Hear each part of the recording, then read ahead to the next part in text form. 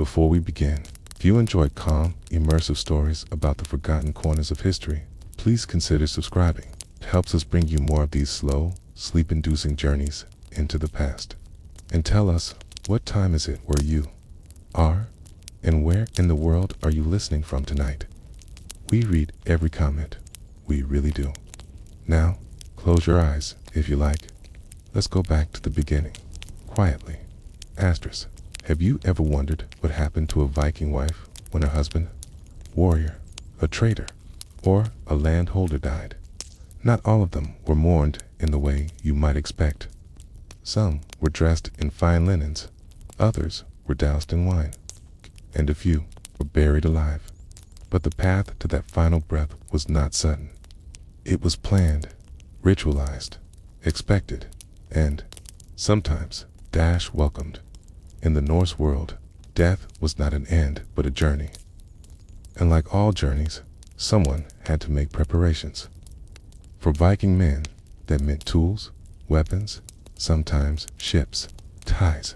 But for women, especially wives, it sometimes meant preparing themselves to be part of the cargo, not metaphorically, but physically, tangibly, with breath still in their lungs. Let's begin in a small, fjordside village, somewhere along what is now coastal Norway. The year is around 920 AD. The chieftain of this village has just died. His name was Ingvar. Known raider, a father of 4, a keeper of 5 thralls, and a man who once sailed all the way to the Kievan Rus. His wife, Astrid, was not present when he died. She was tending the smokehouse, preserving strips of lamb belly in salt and ash. One of the servants ran to her. The look on his face said enough. From the moment she heard the news, she knew what might be expected of her. Not all Viking women were forced into sacrifice, but depending on the region, the status of the man, the family's customs, or local interpretations of Norse beliefs, certain widows were offered, expected, or pressured into following their husbands into the afterlife. The idea was simple. A great man would need attendance, company, warmth, perhaps even intimacy. And who better than his wife to serve him on the long path to Valhalla? But here is where it gets stranger. Astrid was not the only candidate, according to accounts from Arab traveler Ahmad Ibn Fadlan, who observed a Norse funeral near the Volga River. Around this time, the widow was not immediately sacrificed. Instead, a slave girl was often chosen. She was asked, sometimes pressured into volunteering. If she agreed, the rituals began. In this case, there were 2 women in question.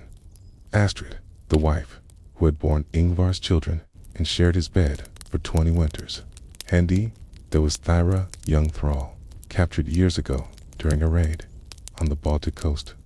She was perhaps no older than 17. She had served the house silently, but some said she had once carried Ingvar's child, stillborn, before anyone could prove the father. For 9 nights, the village prepared. Ingvar's body was dressed, salted, adorned with beads, axe, and shield. His grave mound, no ship, this time only a deep pit lined with oak planks, was dug beside the river bend. Chickens were slaughtered. A dog was strangled and tied to his leg. 2 of his horses were walked down to the pit, fed honey wine, and later struck clean behind the ear. But the most delicate part of the preparation involved the girl. She was fed delicacies, given new clothing, asked again and again, "Are you willing?"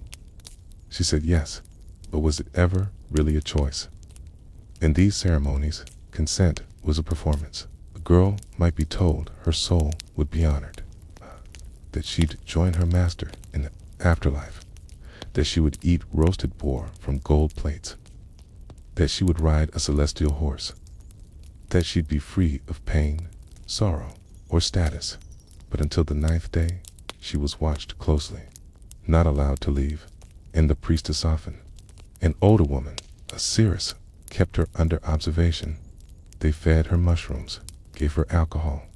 Sometimes she hallucinated, sometimes she cried, and when the day came, She was led to the grave mound where her master lay waiting. Some say she was strangled. Others say she was stabbed in the ribs. Some were burned.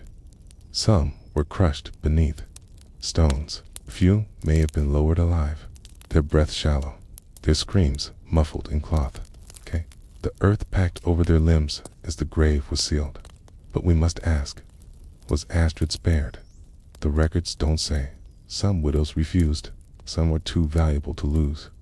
Others chose exile, and a few, like Astrid, stood silently by the grave, watching a girl she'd raised be lowered into the dirt beside her husband. Not crying, not smiling, just watching dying nights of preparation, one final breath, and a memory that lingered in the soil. Why did this practice exist? What fear drove these people to believe a dead man needed a living soul as a companion? And what did Astrid see as she turned away and walked back to a house that no longer had a master? Asterisk, on the 10th day after Ingvar's death, the village quieted. The sea was calm, barely whispering against the rocks. The scent of pine smoke clung to everything, and beneath the wooden frame of the longhouse, Astrid stood without motion, her hands folded, her back to the hearth. She hadn't spoken in hours. Outside, the pyre was being readied. But this would not be a funeral of fire.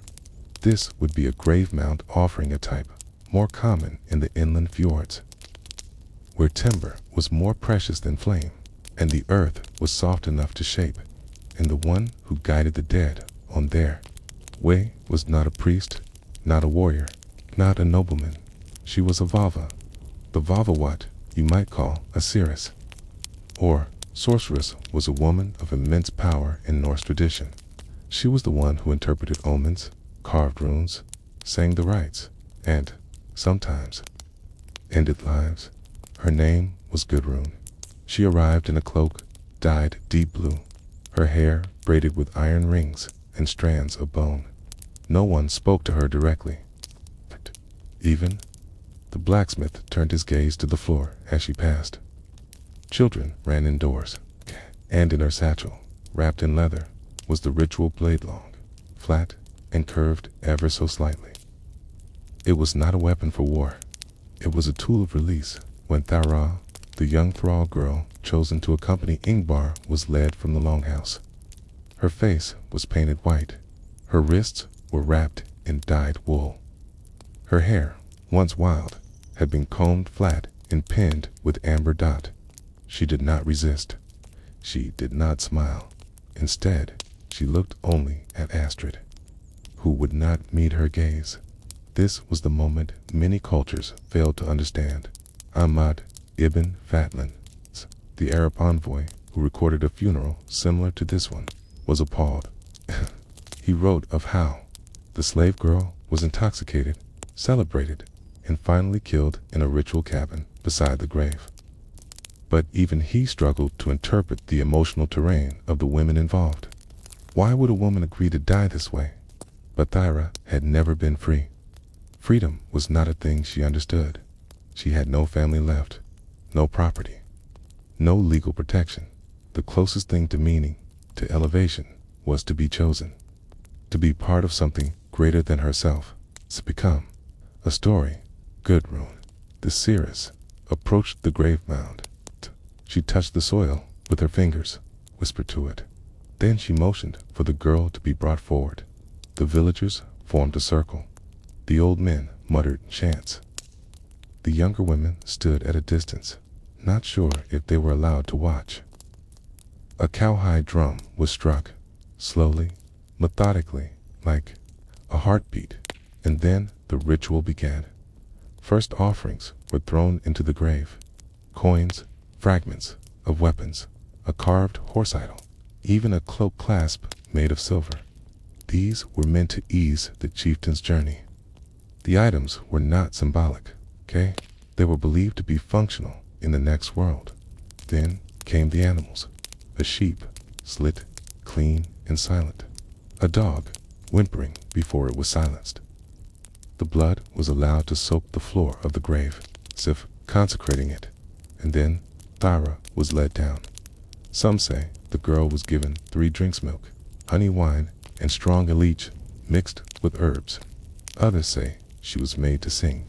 In some regions, she was asked to name each person in the crowd, giving thanks to the household. But eventually, she was laid beside Ingvar's body. Gudrun whispered something to her.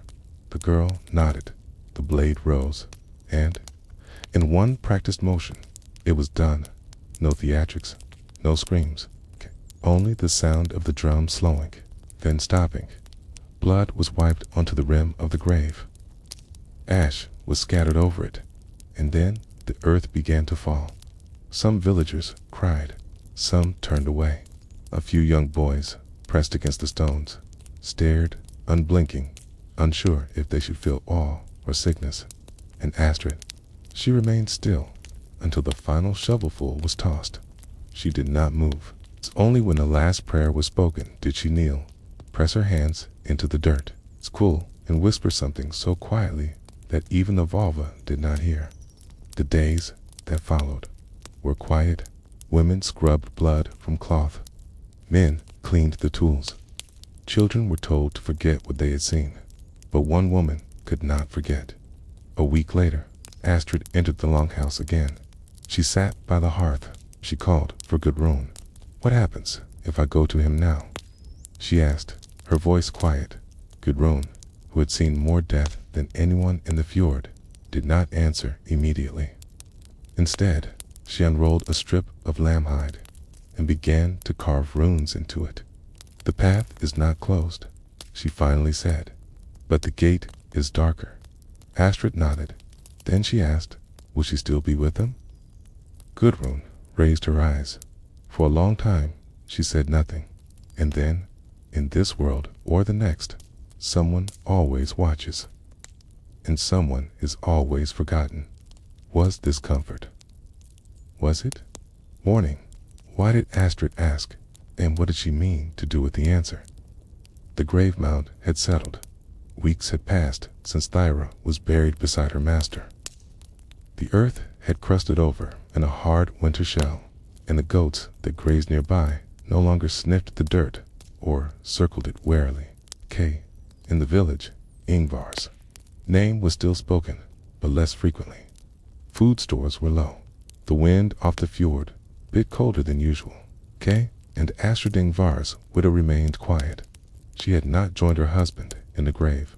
She had not asked to be sacrificed or demanded the ritual blade. She had simply survived, and this was, in its own quiet way, more scandalous than death.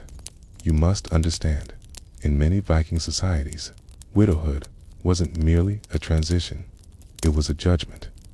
Some widows inherited power if they had sons or standing. Others were sent back to their families. But a few, especially those in prominent households like Astrid's, were expected to demonstrate loyalty through sacrifice, not by death, then by retreat. Yet Astrid remained.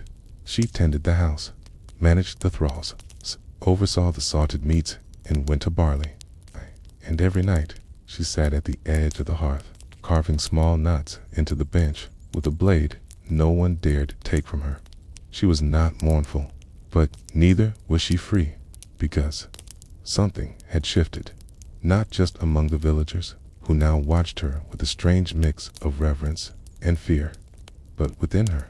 Thyra had been the one chosen, not Astrid, and yet Astrid had been the wife, the legal one, the mother of Ingvar's children. And still, it had not been her body that went into the earth beside him.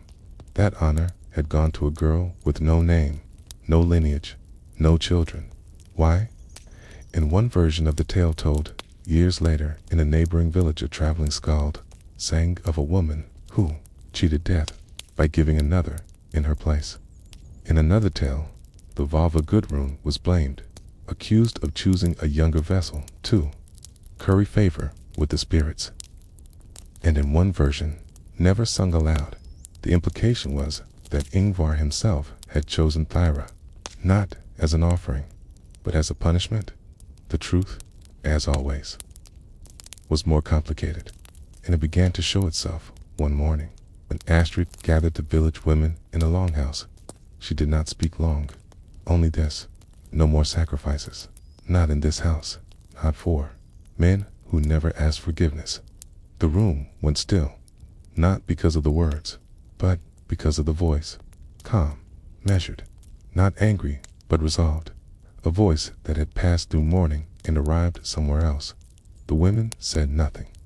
But a week later, when another man died, Eric, a fisherman, old and weary, his wife was not asked to join him in the afterlife. No girls were offered. The grave was dug quietly, the body wrapped simply, and the Vava was not summoned. It was the first time in a generation that a man of status was buried alone, and it began to happen again.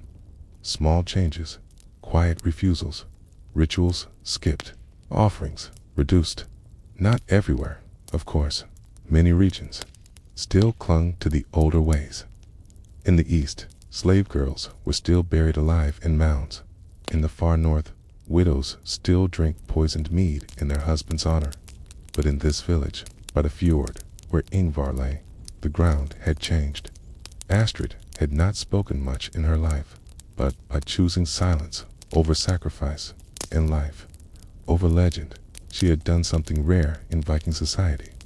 She had changed the tradition, not by law, not by force, but by waiting, by watching a girl die, and by refusing to be next. Years later, when Astrid finally died, her sons asked what should be done. There were no slaves left to bury, no Vava to summon. The house had grown quiet with age, and the rituals faded with it. They buried her by the river, under a flat stone. No blood, no chance. Only a handful of herbs and a lock of hair from each of her children. And nearby, the old grave mound still stood, weathered, cracked, nearly forgotten. Inside, Ingvar's body remained, wrapped in the memory of a ritual no one repeated. And Thyra, her name was not carved in stone.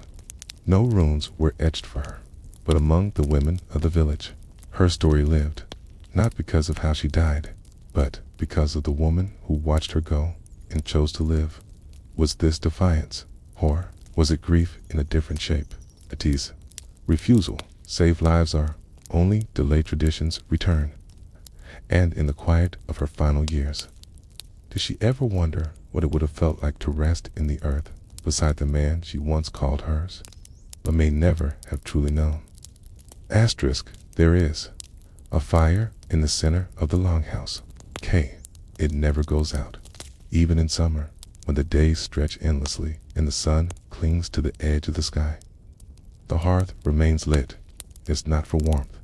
Not exactly. It's not for cooking. Either, not most days. It is memory that fuels this fire, and beneath it, packed into the hard clay base, mixed with ash, salt, and bits of charred kindling, there is dust. Human dust. Bone fragments. Fingernails. Hair. The hearth, for many Viking women, was not just the heart of the home.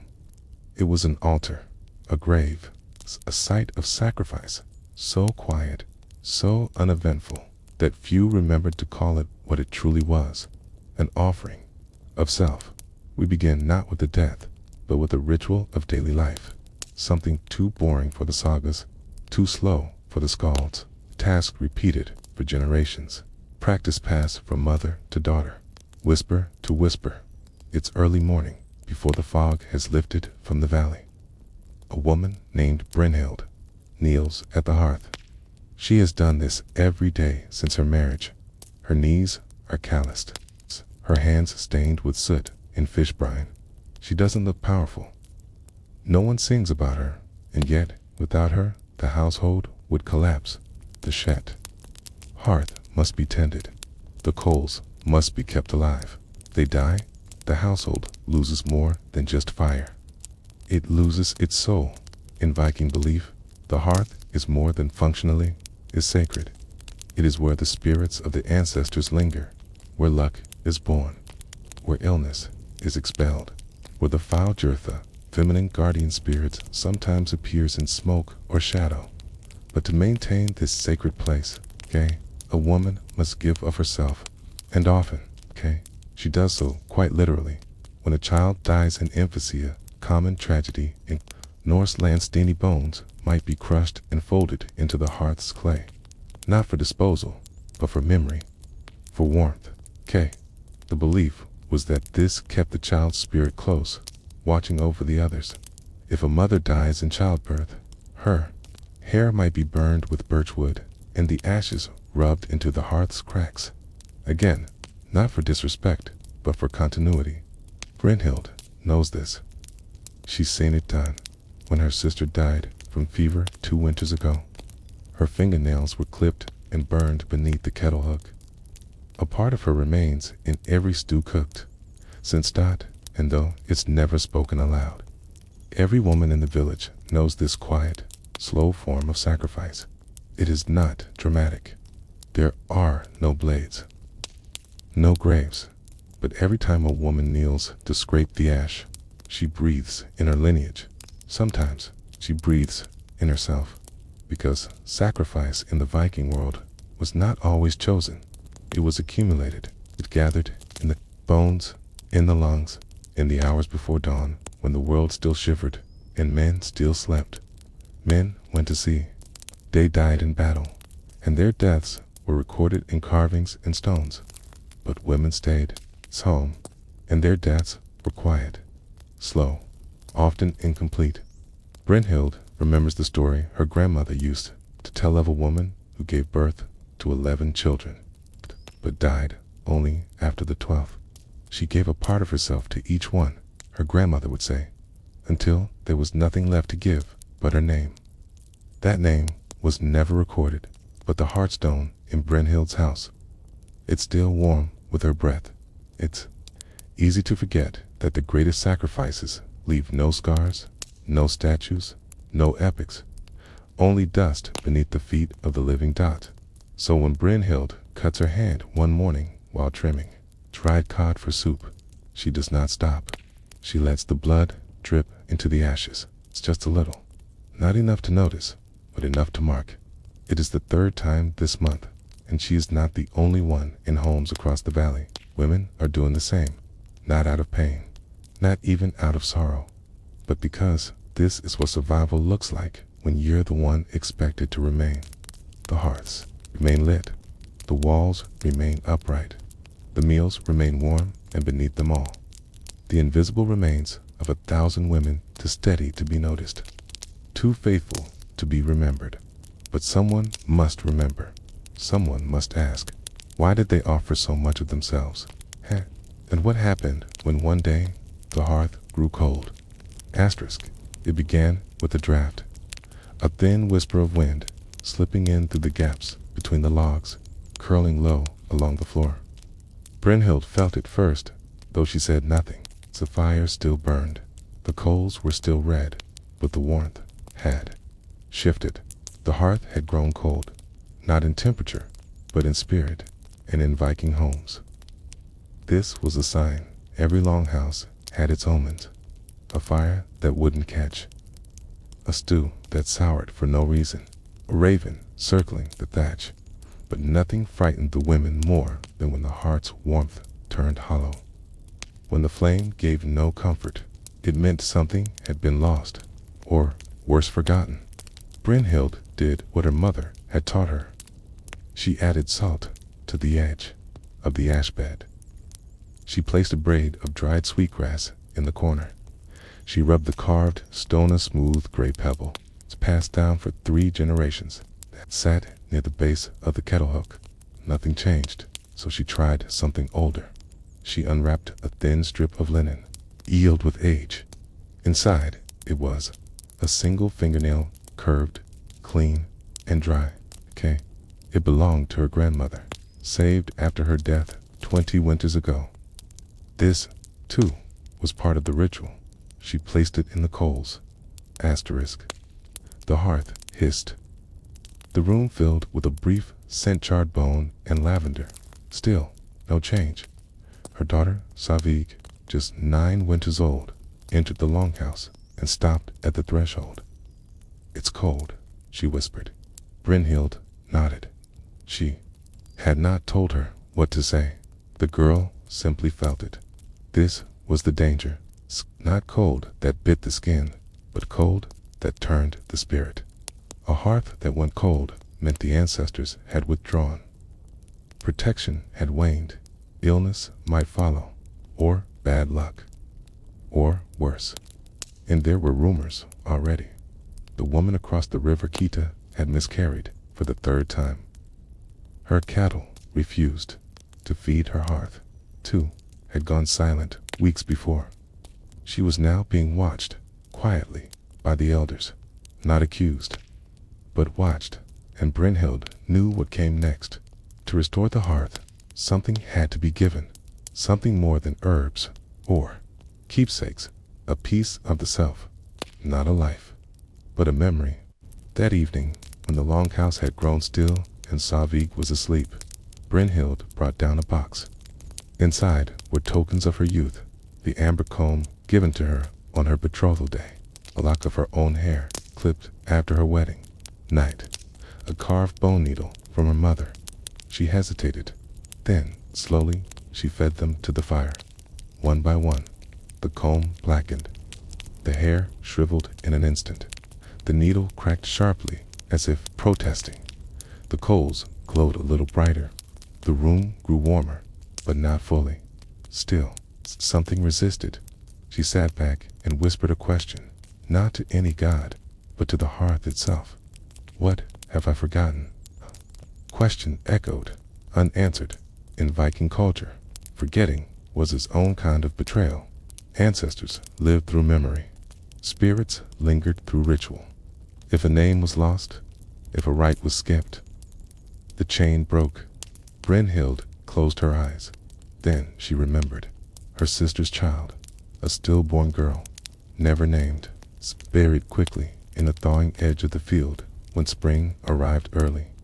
No ritual, no song, only silence. She had not been added to the hearth.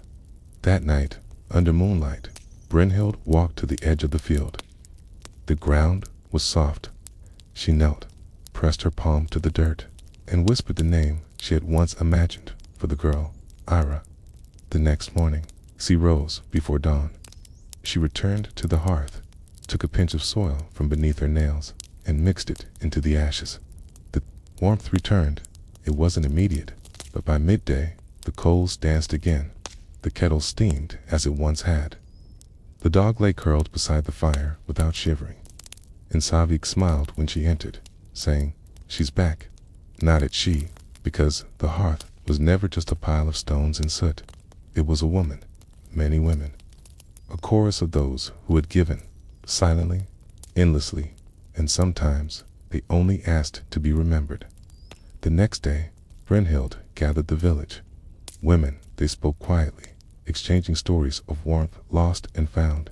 Each had a tale, a mistake, forgotten rite, a name they had never dared say aloud together. They began a new ritual, a book of names etched on birch bark, tied with twine, hidden behind the wall near the hearth. Not public, not boastful, just a list of those who had gone without memory. They called it the smoke ledger, and with every winter it grew.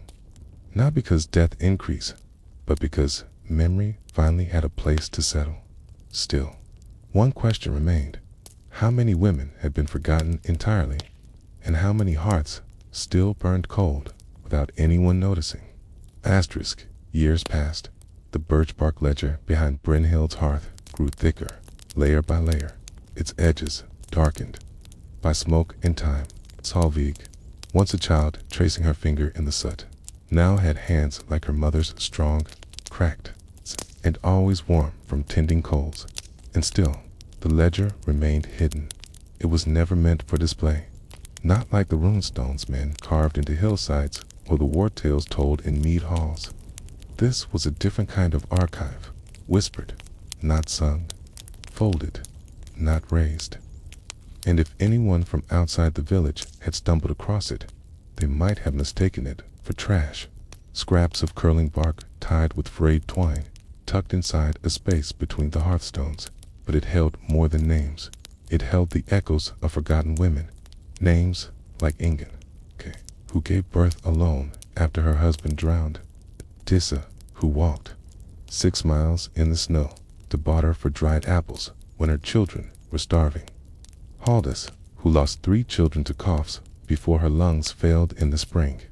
None were known beyond their valley. None appeared in any saga, but their warmth lingered. Brynhild never wrote her own name. She said it was the task of the next to do so when she died. Years later, not from battle or illness, but simply from the long, slow wear of giving too much for too long, Salvik found the house unusually quiet, not cold, just still. The hearth was lit. The soup was warm, but the flame flickered unevenly. Salvik knew what to do. She sat where her mother once had, beside the fire, and opened the stone cavity behind the wall. The ledger spilled out, heavy with years. She added a name, just one, Brynhild, keeper of warmth. Then she did something no one had done before. She read it aloud, by firelight, slowly, name by name, memory by memory. And for the first time, the women's sacrifices weren't buried. They were spoken, acknowledged, honored, and others listened. Neighbors came quietly, offering their own names. Soon the ledger was no longer just a local relic. A second was made, then a third, passed between villages, potated with every burial, every birth, every story too boring for the SKLDS. It did not change the world, but it changed how some remembered it. And centuries later, when that valley was abandoned, when Christianity took root, and longhouses gave way to chapels, and hearths were replaced by iron stoves, the ledgers were lost, or so it seemed, in 1912. In western Norway, a stone hearth was excavated during a restoration. Tucked behind the back wall, between layers of soot, was a thin wooden box, a K. Inside, rolled birch bark, blackened and crumbling, marked with shallow runes. Scholars dismissed it at first. No royal names, no gods, no battles, just names, women's. Names written with care, some with dates, others with small marks and X, a cross, a fish, and not likely denoting roles or memories. It was catalogued, shelved, and largely ignored. Only recently have researchers begun to revisit it, and the question remains: how many stories of quiet survival have been lost because no one thought to look in the ashes? Because history tends to remember those who raised swords, but not always those who kept the fire lit, and when we forget the warmth behind the war, the hands beneath the home, the dust below the flame, what else do we leave buried? Asterisk, she was not supposed to be there. Blacksmithing was a man's work in Viking society, so the sagas say. It required strength, yes, but also status, and status was not given to daughters.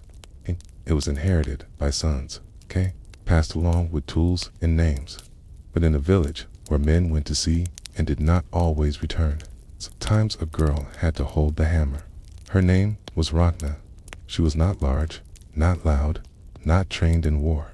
Her arms were strong from turning the bellows, her palms calloused from grinding down broken nails, and her shoulders notched from the silent expectation that she would carry more than tools. She was the blacksmith's daughter, and eventually the blacksmith, but her name would never appear in any official record. The forge stood at the edge of the village, near the water.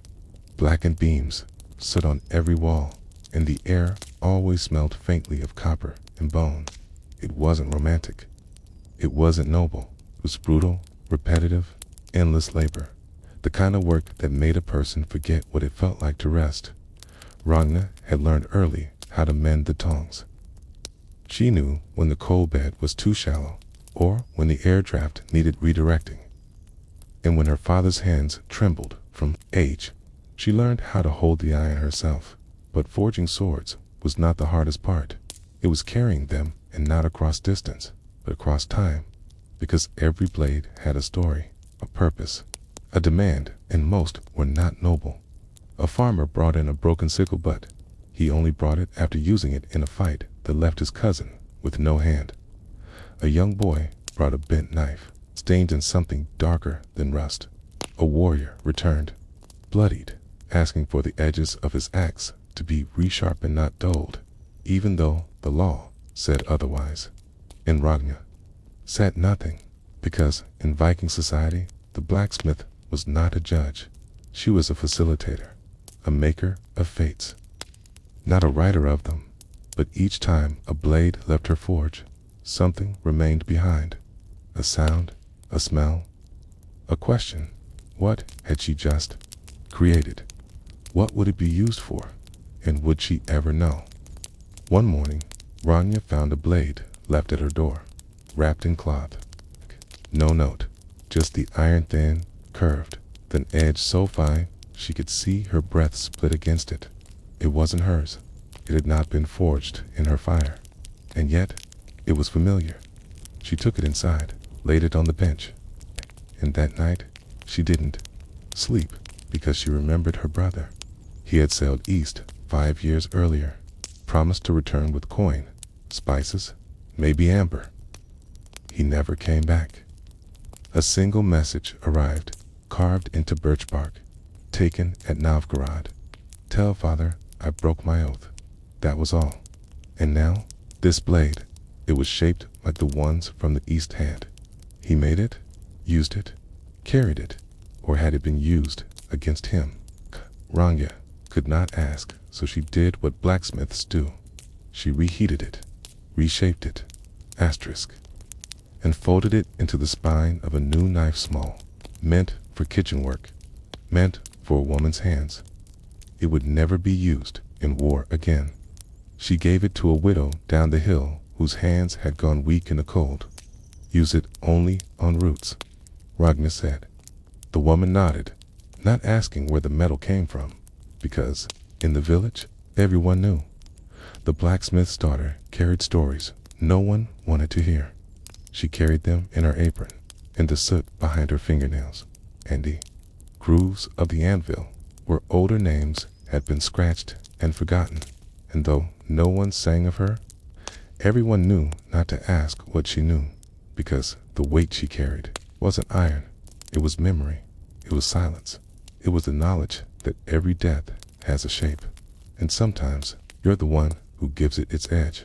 So, when the forge grew cold, one winter, and she locked the door for the final time, no one asked why. No one asked what had broken her back or bent her hands. They only asked, who will sharpen the blades now? And the real question lingered, unanswered. What happens to a village when the one who carries its violence finally puts the hammer down? The forge had once echoed with sound metal against metal. The roar of fire meeting air, the groan of tongs tightening against glowing steel. But now it sat in silence, and Ragnar sat with it. She no longer held the hammer. It hung untouched, wrapped in goat hide, and slung behind the beam above her workbench. The coal pit had cooled. The bellows sagged. The anvil, blackened and notched, with generations of grief, was gathering dust. It wasn't that she couldn't continue. It was that she wouldn't, because the blades had begun speaking to her, not in words, but in weight, in the feel of a sword's spine, in the way an axe balanced in the hand, in the stains that wouldn't lift, in the requests that came with fewer explanations and more coin. When the blades stopped being tools and started being questions, she could no longer pretend. One afternoon, a man arrived from the next valley. He carried a long wrapped bundle tied in red twine. His face was drawn, his boots wet with marsh water. He didn't remove his cloak, nor did he say his name. He unwrapped the bundle and placed it on her bench. It was a sword, double-edged, dented along the fuller, nicked at the hilt. The grips smelled of sweat and pine oil. "I need it reforged," he said. Ragnar didn't touch it. She stared at the blade, feeling something shift in her spine. Something familiar. Where did it come from? She asked, quietly. The man did not answer.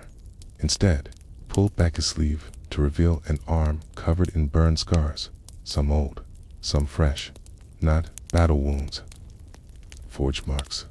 He had been a smith once. I don't do this anymore, Ragnar said. He nodded.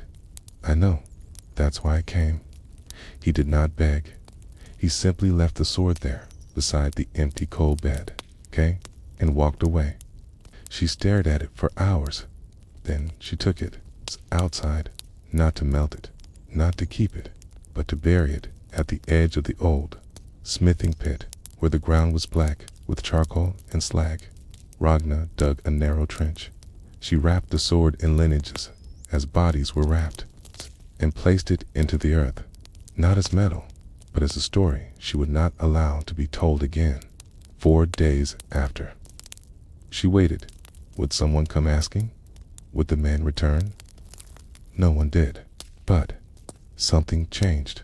Other women began to arrive quietly, without ceremony. They brought tools, not weapons. A bent kettle hook, a cracked butter knife, a child's broken spoon. Ragnar, still seated on the bench, looked at them all. She spoke gently. These I can fix. And so she did. She reopened the forge, but not as it was. There were no swords, no spearheads, no axes. Only tools for kitchens, cradles, and farms. Only things meant to carry food, not blood. To shape life, not end it. Some of the men complained. One brought a broken seeks and tried to hide it in a bundle of utensils. Ragnar unwrapped it, stared at the blade, and handed it back. No more names, she said. He looked confused. It already has one, she added. You just don't want to say it. He left, and word spread. Soon the forge was known not as the blacksmith's forge, but as the quiet forge, not because it made no sound, but because it made no war. The blades that arrived afterward were left outside on the grass, and every time Ragnar found one, she buried it. Some called her foolish, said she was wasting good steel, that a village without weapons was a village waiting to be conquered. But Ragnar said nothing, because she knew better. She had once held blades with no names, made for no cause but death itself. She had known the feel of steel that it tasted too, much blood, and she had learned that not every weapon is carried in the hand. Some are carried in silence, in the weight behind the eyes, in the absence of choice, in the knowledge that every time you shape a blade, you must one day answer for what. It becomes so she shaped ladles instead, hooks for drying fish, pins for braiding hair, handles for fire peel pyres, and in doing so, she reforged her village, not through iron, but through refusal still. The quiet couldn't last, because even in the calmest fjord, storms gather eventually, and Ragnar would one day face a blade, she thought, she'd buried long ago. But when that day came, would she pick it up, or let it rust? Asterisk, the forge was warm again. Not loud, not crowded, but steady. The kind of warmth that comes from constancy, not chaos. Ragnar's fire was fed by wood, not ambition. Her tools were simple, her days were long, but they were hers. And the village, without quite saying so, had come to rely on her in a new way. When a pot cracked in the cold, they brought it to her. When a boy snapped the handle off a hoe, he came quietly, offering the pieces without shame. When a widow lost her comb, Ragnar carved her a new one from polished antler. She was no longer the daughter of the blue blacksmith. She had become something else, a keeper of tools, of memory, of the line between destruction and care. But peace, even quiet peace, has its limits. It was just before the first snow when the stranger arrived, wrapped in layers of damp wool, face hidden by a hood stitched in foreign fashion, boots caked in red clay that no local soil could explain. He said nothing when he reached her forge, just stood at the edge of the firelight and waited. Ragnar didn't speak. She continued, shaping a rivet, slowly and without hurry. The man waited. Finally, he stepped forward and placed a wrapped object on her bench. No words, no gesture, just the bundle. Then he stepped back, silent. She did not want to open it, but she did. Inside was a blade, not rusted, not new, forged in her hand many winters ago. She knew it the moment she touched the spine. It was the last war blade she had ever made, the one she'd promised herself would be the end, the one she'd handed to a boy not old enough to grow a beard, who had begged for something quick and light. He had not returned, and yet here it was, still intact, sharpened, used, stained. The man said nothing. Ragnar looked up his face. It was hard to see, but his hands were shaking. He pulled back his sleeve. A mark, burnt into the skin. Symbol, she remembered, a stylized serpent. Once used by a war band known for their raids along the southern coast. Men who took what they pleased and burned what they couldn't carry. Men who paid in silver, never in thanks. Men who had once come to her forge, and this man had been one of them. She said nothing. He placed the blade on the anvil and stepped back then. Finally, he spoke. Bury it, not a command, request. His voice cracked like old leather. I carried it too long, he said. I've buried others, burned others. This one, I can't. It knows me too well. Ragnar looked at the blade. She remembered the forge heat, the precise fold in the iron, the hilt wrapped in deer hide, the fine edge she had spent hours perfecting. She had made it, out of habit, out of skill, out of the assumption that if she didn't, someone else would. She had told herself she wasn't responsible for how it was used, but that was a lie. Every blade remembers. She picked it up, slowly, her fingers curled around it like they once had. Then she turned and threw it into the fire, not to melt, but to witness its burning. The man dropped to his knees. He wept, not for the blade, but for everything it had done, everything it had cost, for the weight of carrying a tool that became an identity, a purpose, prison. And Ragnar stood over the flame, watching it twist and glow.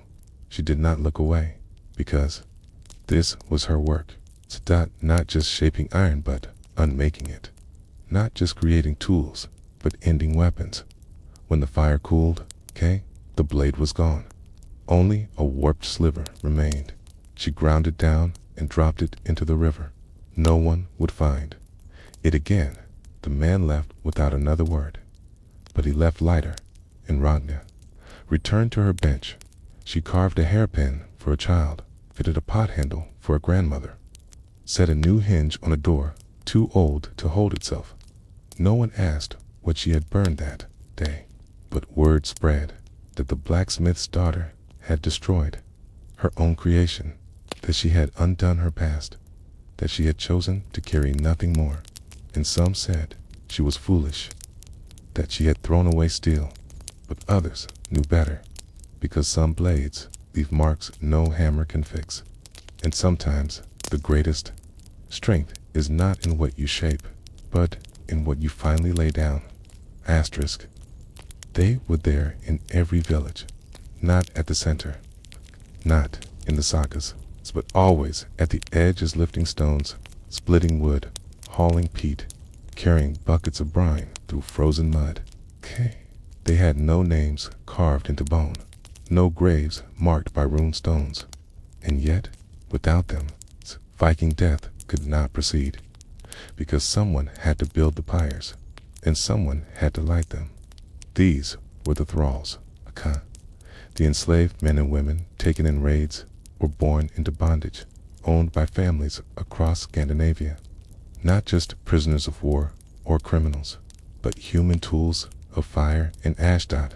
And when death came to a household, especially the death of a man of wealth or war, it was the thrall who built the fire, not with honor, not with thanks, but with expectation.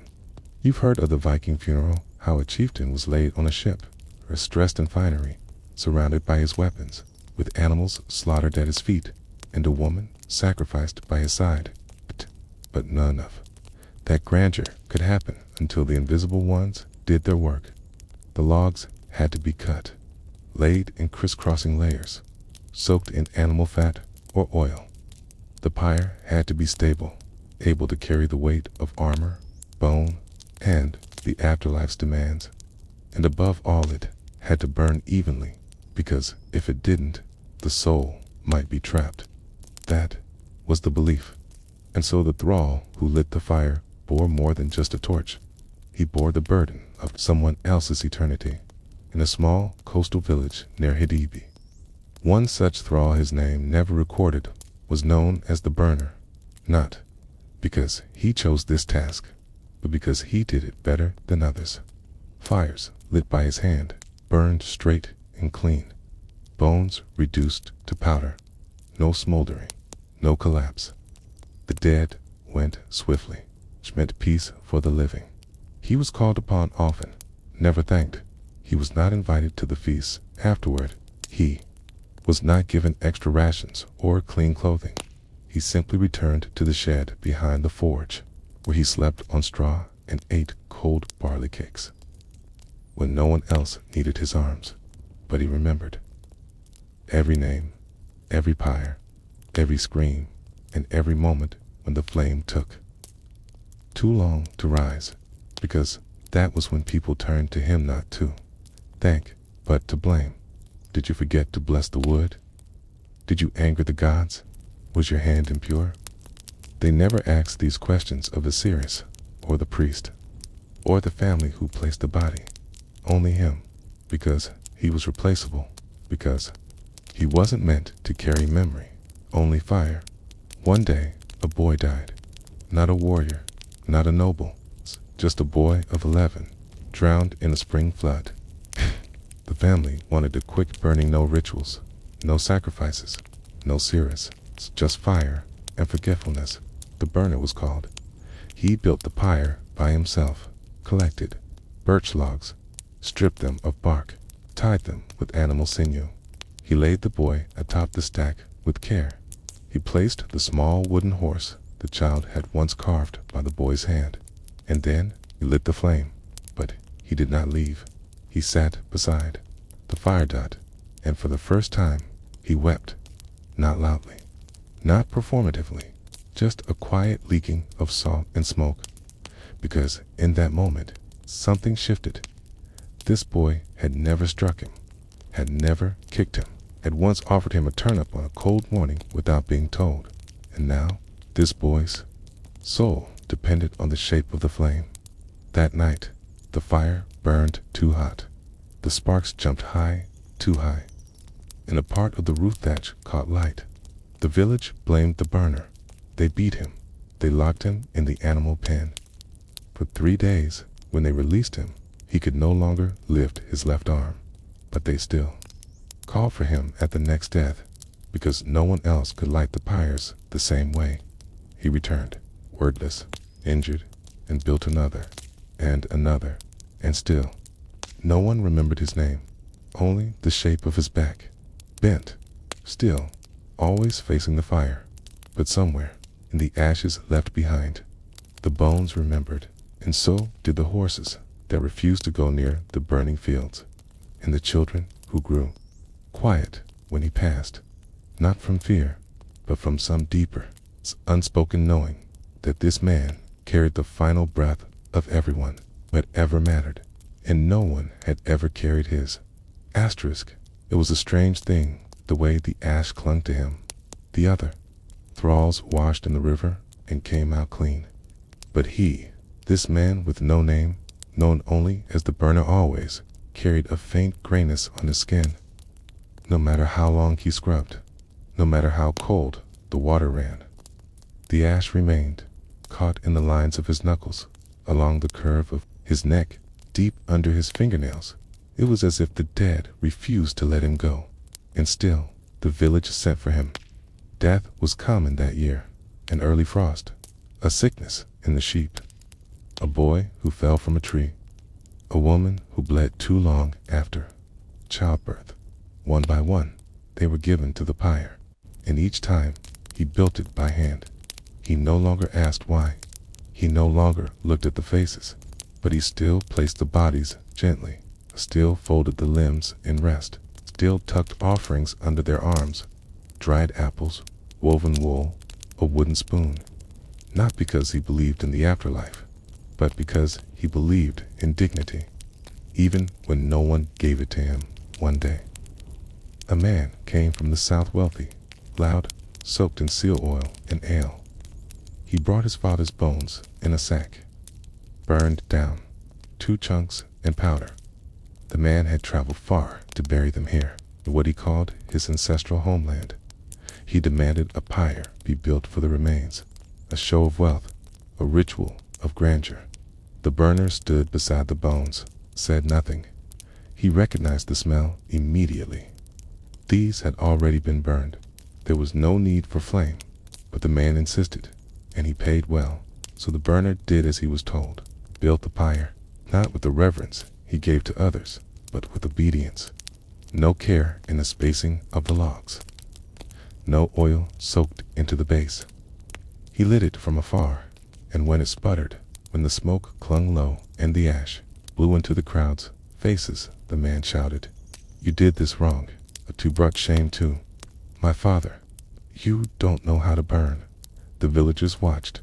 Some nodded, some shrugged, but one woman stepped forward, an old widow, thin, bent, nearly blind.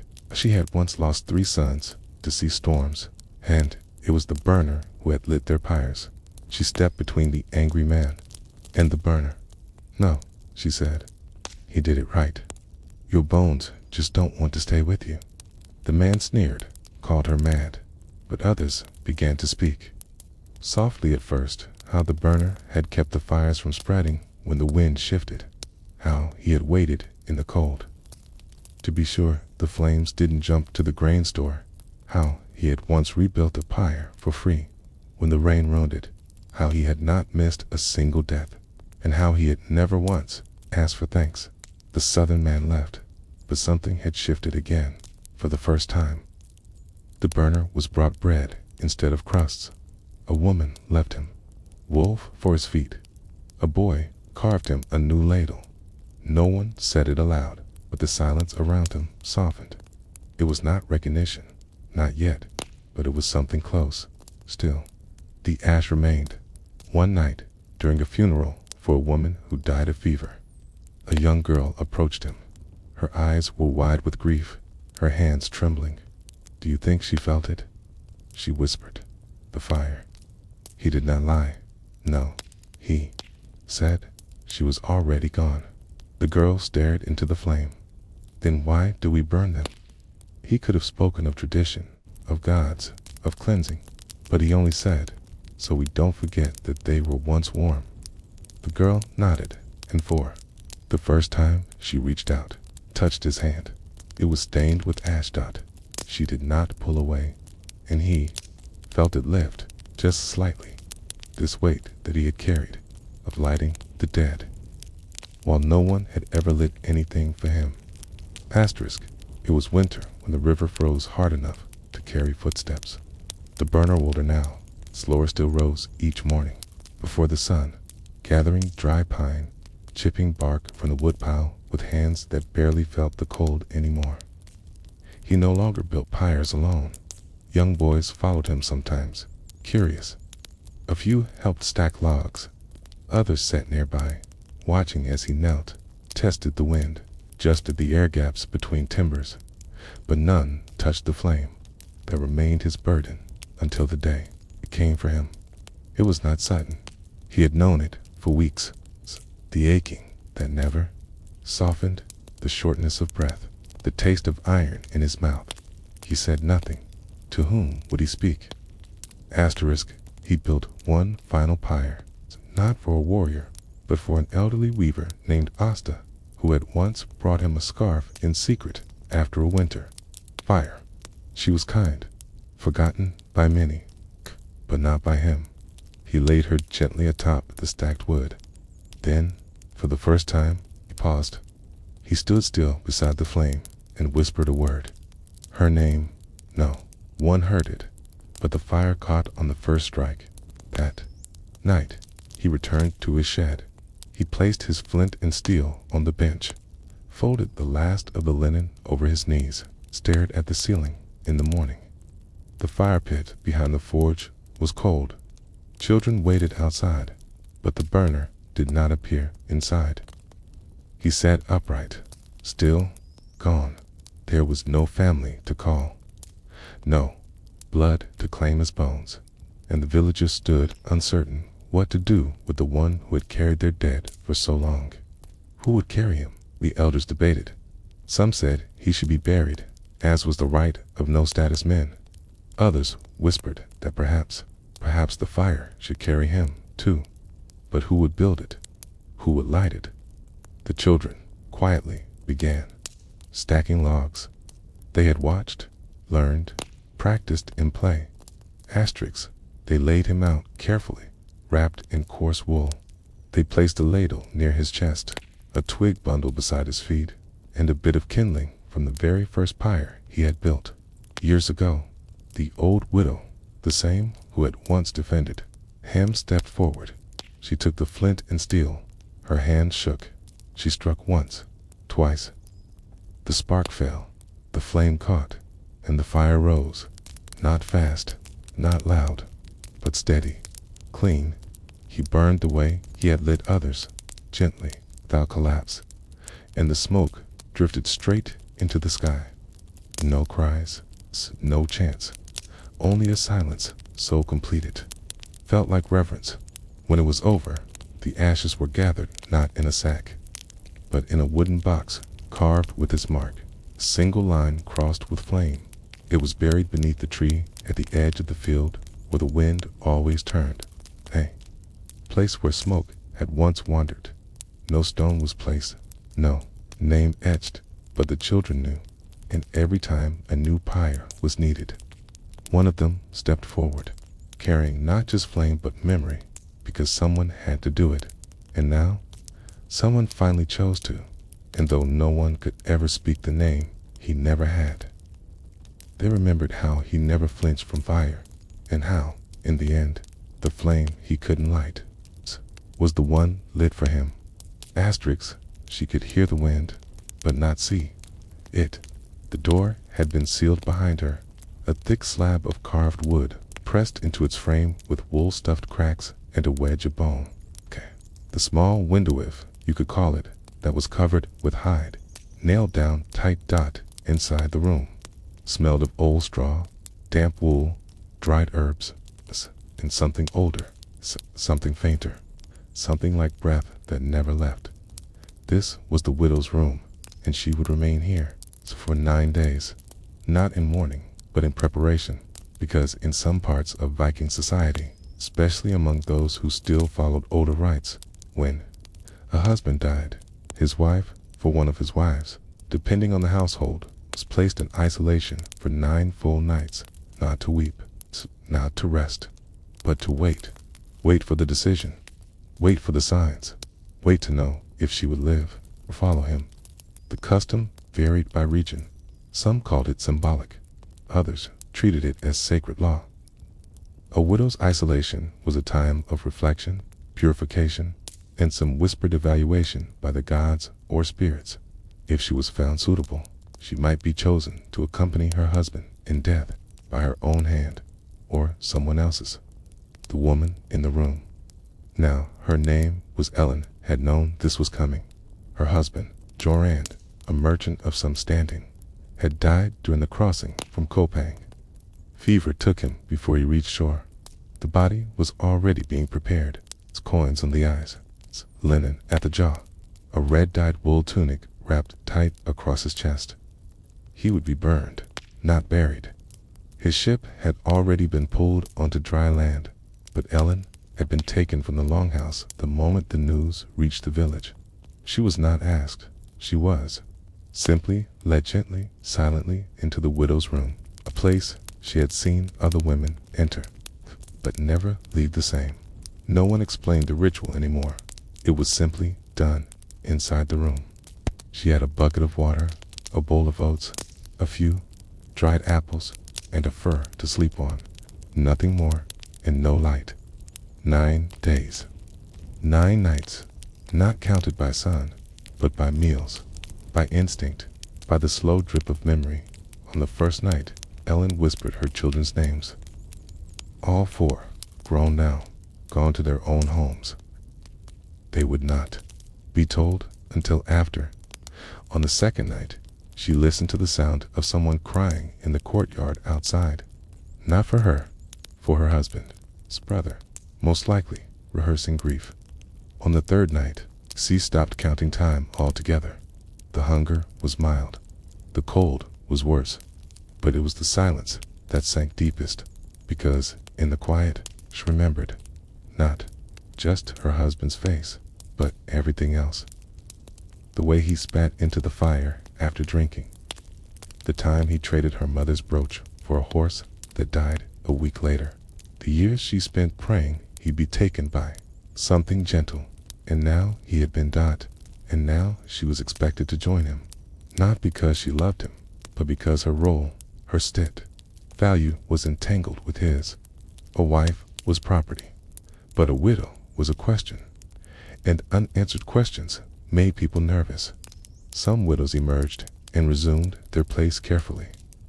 Quietly, others were sent away, and some were never seen again, because on the 9th night, if the omens were right, if the dreams pointed true, the seeress might come. And the seeress did not knock. She entered, and she asked a single question. Are you ready? It was not really a choice, because refusal meant shame. Consent meant silence, and both ended the same. A grave dug near the husband's, sometimes inside it. Ellen knew this, but she also knew something no one else did. She had hidden something. In the room, not a weapon, not poison, just a piece of bone, smooth, carved, small enough to pass as a sewing token, but old, very old. Her mother had given it to her before she died, saying only, if they ever put you in the dark, speak to this. Now, on what felt like the 5th or 6th night, she held it in her hand. It was warm. She pressed it to her lips and whispered, I am not ready. And the room grew colder. The light behind the sealed window dimmed further, though no light had been visible before, and the silence deepened. Somewhere outside, a crow called. Then, nothing, not fear, not peace, just a question lingering in the still air. What would she say when the 9th night came? And what would they do if her answer was no? Asterisk. Ellen had begun to lose the sense of her own skin. The room had not grown colder. She had simply adjusted to it. Her fingers felt thick. Her knees ached. The bowl of oats was still only half empty, not because she had no hunger, but because chewing took effort. Her mind no longer prioritized. She couldn't tell if it had been 5 days or 7. She only knew it was closer each time she blinked. Her memory faded a little more. This was part of the ritual. Though no one explained it, everyone understood. Darkness makes you forget the edges of things. It smooths the outlines of anger and dissolves the corners of grief. The widow was not just waiting to die or live, she was being slowly unraveled until only a yes or no remained. It was sometime in that half state between waking, and forgetting that she heard the door creak, not open, just creak, a sound made by intention, not wind. She sat up slowly. The hide over the window had not moved. No light entered, but she was not alone. There, in the corner, was the shape. At first, she thought it was an old thought made realer, dream pressing through the walls. But the voice that followed was not memory. It was dry, barely a whisper, and yet it filled the entire room. Ellen. She did not ask how the voice knew her name. She knew who it was. The Seeress. No one ever saw her arrive or leave, but every village had one. Older than she appeared, not quite human, not quite gone. She moved between homes, like smoke. And when death touched a household, she came, not to comfort, but to interpret. She crouched near the far wall, her eyes clouded with ash or something older. Ellen felt her breath catch. The seeress did not ask how she was. She asked only, "Have you seen him?" Ellen shook her head. "No," the seeress nodded. "Good." Then silence again. The questions in this ritual were not meant to be answered aloud. They were meant to uncover what remained. The seeress reached into her cloak and placed something on the ground. It made a soft soundcloth against stone. Then came another sound, a scraping, thin ring of metal drawn slowly across wood. It was the old bowl, not Illing's, but the one passed between widows, 4 generations, etched with runes too faded to read.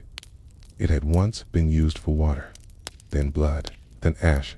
Now it would be used to decide. "Tell me," the seeress whispered, "what did he leave you?"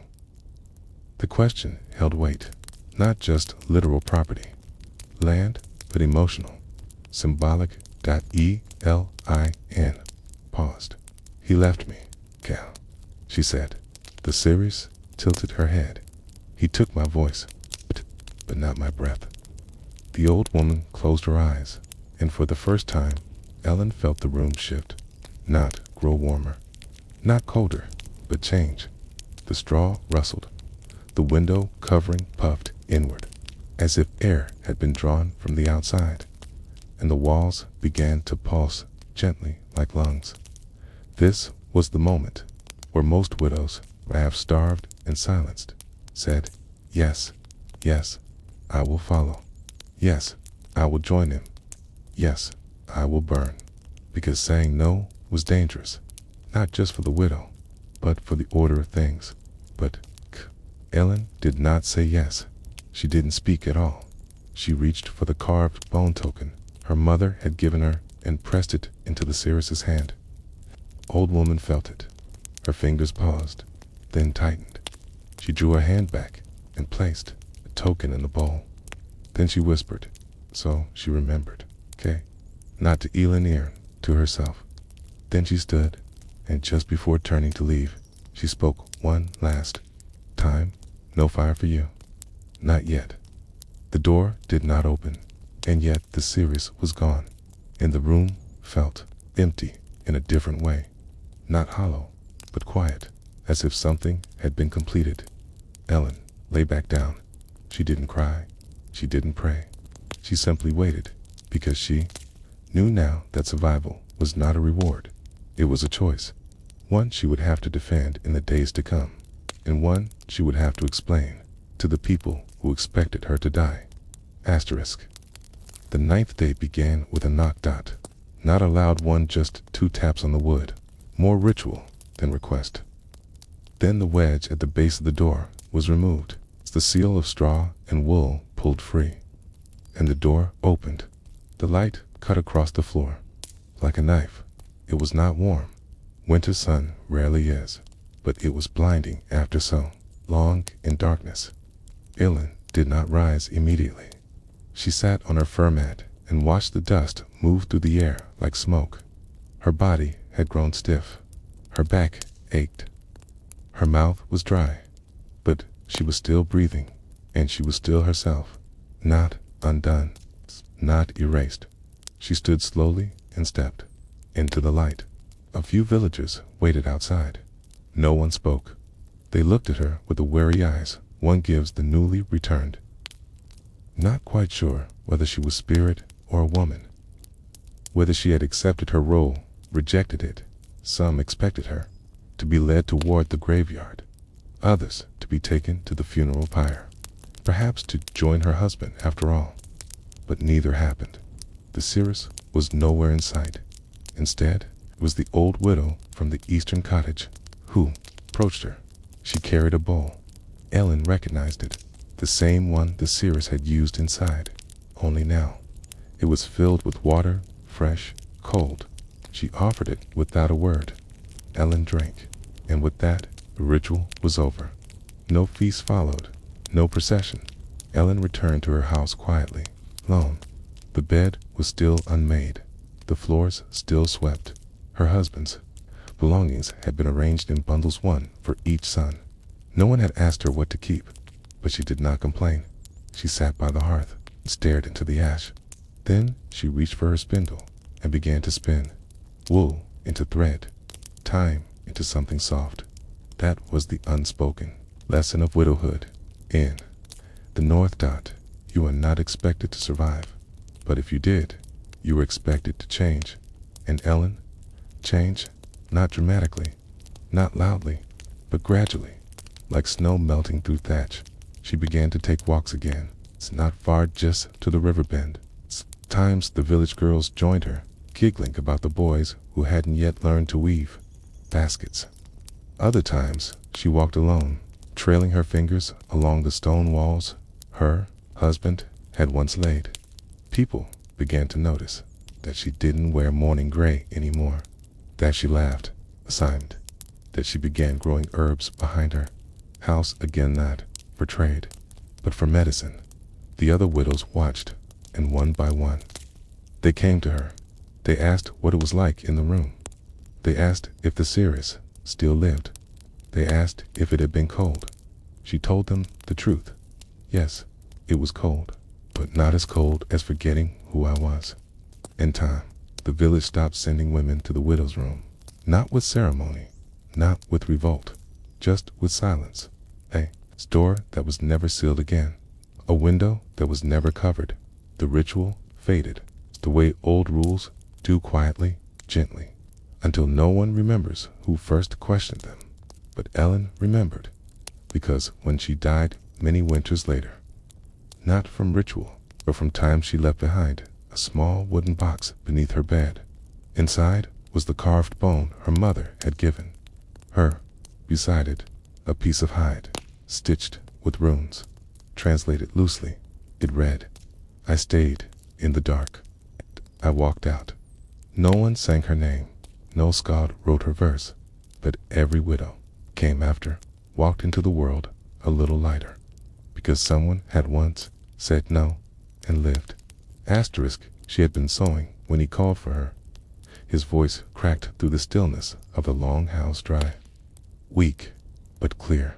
It was the voice of a man already half shadow, still clinging to the authority he once wielded with iron certainty. Her name was Runa. His name was Keto. He had been a chieftain once, a landholder, a war leader, a Ted. For the last 2 years, little more than a bedridden echo of all those things. The wasting sickness had taken him slowly, one muscle at a time. His legs were hollowed, his spine bowed, his mouth dry, even as his wives pressed warmed milk between his teeth. But his voice, when it came, was still sharp, and that evening it summoned her with finality. Runa. She laid her bone needle down on the woolen hem she had been mending. The fire crackled low. The other wives, 3 of them, did not stir. They had learned not to interrupt when Keto called for her. She stepped into the shadow of his bed. His eyes had sunk further into his skull, but they found hers. "It is time," he rasped. "Are you waited? You will come with me," he said. Her hands twitched, not in fear, not in surprise, but in something quieter, older. She had been waiting for this among Keto's household. Runa had held the place of senior wife, not because she was the first or the most favored, but because she had lasted. She had outlived his other choices. She had borne 2 children, both dead before 5 winters. She had managed the livestock, balanced the books of grain, broken up the fights between the younger wives, and when Keto took ill, it was Runa who had nursed him through the long decline. She had known what would be asked of her, not in words, but in custom. Some men were buried with the sword, some with a thrall. Keto wanted something different. He wanted a stitching, a rare rite, older than most remembered, a ritual burial in which a wife was not simply placed beside her husband, but fastened to him, literally, sewn through their cloaks, through skin, some said, through soul, others believed. The stitch was meant to bind them in the afterlife. So, he would never be alone. So she would never wander. Ketil had spoken of it once, long ago, in jest. But Runa had heard the seriousness beneath the laugh. Now, as she stood beside his bed, she saw the wool laid out dyed red, thick, trimmed in silver thread, cloak large enough to wrap 2 bodies, his death cloak, her winding sheet, and beside it, her needle, the same one she had used to mend his tunics, to repair the longhouse furs, to weave his banner. Now, it would be used for something else. He reached for her hand. "Promise," he said. She did not answer, because promises made before death carry a weight no one speaks of. She sat beside him, quietly, and in the dark of the room, she threaded the needle, not to begin the binding, but to hold it, to see how it felt outside. The wind scraped across the thatch like claws on the bone. The youngest wife whispered to the others, but they didn't respond. Everyone knew this would be Runa's last winter, but one question pressed against the silence. Would she truly do it? Would she thread herself into the grave of a man who had ordered her loyalty, but never offered it? Or was there still a way to make the needle bend the other way? Asterisk. The cloak was finished before Ketil died. Runa made it herself, because of course she did. No other hands were trusted. No other eyes were allowed to study the pattern too closely. No weaver in the village would dare question what she was making. But they all knew it was too long, too wide, too carefully folded. She dyed it with iron shavings and crushed madder root. The red came out dark, almost brown, like dried blood. The hem was stitched with a double thread tight, even, and pulled in long curves that looked decorative to the casual eye. But the curves weren't decoration. They were pathways, guides for the needle, lines where skin would someday meet thread. Ketil had watched her work from his bed, his breath ragged. "Keep the stitches tight," he'd said. "If the gods see gaps, they'll think you were trying to leave me behind." Runa hadn't looked up. "Yes," she replied. "Tight." Each evening, the younger wives took turns feeding Ketil milk, broth, sometimes spoonfuls of crushed berries if his stomach allowed it. But it was Runa who tended to his feet, changed his linens, combed the coarse gray hair from his face. She moved like a shadow, efficient, unemotional, but her thoughts were not silent. She thought of the times he left her behind on voyages with no warning, of how he once offered her sister as a trade, bride, to a distant jarl, of how he'd taken her mother's farm with no thanks, just the wave of a hand. And now, he wanted to be bound to her for all eternity, not out of love, but out of fear, because Ketil had never feared death, only loneliness. He had conquered lands, bartered fates, commanded men, but he had never learned to sleep without someone at his side. And now that sleep would become permanent. He demanded an anchor, a companion, a wife whose loyalty was expected, not earned. On the 6th night after she finished the cloak, he called her again. His voice was softer, the edges of it frayed. She knew the end was near. "Tomorrow," he said, "lay it out. Begin the stitch." Runa nodded, but she did not leave the room. She sat by his side. Through the night, she listened to his breathing. She watched his fingers twitch in sleep, and she reached into her pouch. Inside, it was a second needle, thinner, curved slightly at the end. A bone needle, one used for piercing hide knot cloth. It had belonged to her grandmother, not for weaving, but for marking. In older times, before ink, some women used bone needles to tattoo symbols onto their skin. Memory marks, protection lines, warnings. Asterisk. Runa pressed the point to her thigh beneath her skirt. She did not pierce the skin, not yet. Just held it to feel its truth, because she had made decision. She would not die in that cloak, but she would be stitched, just not in the way Ketil had ordered at dawn. She laid the cloak out on the floor, the younger wives gathered. They watched, quiet, and when one of them finally whispered, "Will you go into the grave with him?" Runa answered, without turning her head, "I already have." The girl fell silent. Ketil lay in bed, his breathing shallow now. The death rattle was beginning, and Runa picked up the thread.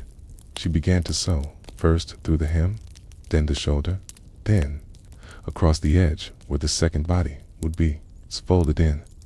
The stitch was strong, unbreakable, but it wasn't meant for skin. It was meant for separation. She was sewing a wall, a division, a boundary between his half of the cloak and hers.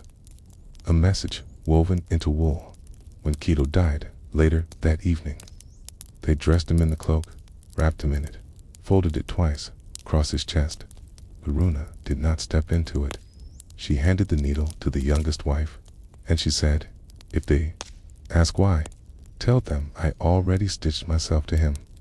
Just not where they can see."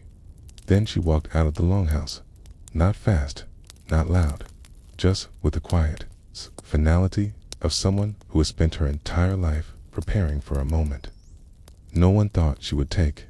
But there was one thing left unfinished, and the thread still dangled from her sleeve. Would she cut it or tie it to something else? Asterisk. The grave was deep. Not just in the physical sense, though. The pit carved into the hillside was large enough for a chieftain, cloak, in the full weight of his afterlife provisions. It was deep in silence, in ceremony, in assumptions. They laid Ketil into the ground, wrapped in the red cloak Runa had made. He was not the first man buried in such cloth, Ketil, but he was perhaps the first whose stitchwork told a different story. To the villagers, it looked like devotion, a final act of marital duty, a sign that she had followed him into the afterlife, bound tight with thread and wool. But those who looked closely would have noticed something strange. There were no slits for her arms, no folds to cradle a second body, and the final seam along the left edge ended in a knot shaped like a loop, not a bind. That was the trick. Runa had tied the cloak closed, not to trap herself within it, but to keep herself out. It was not defiance, at least not in the loud sense. It was refusal wrapped in ritual, an escape sewn with her own hands. After the burial, there was a feast. Not grand, not mournful, just the kind of feast villagers throw when power has shifted and no one yet knows what shape the future will take. Some expected Runa to remain indoors, to dress in gray, to fade. But she appeared in the courtyard just after sundown, walking slowly, her spindle in one hand and her basket in the other. She did not wear black. She wore green dot.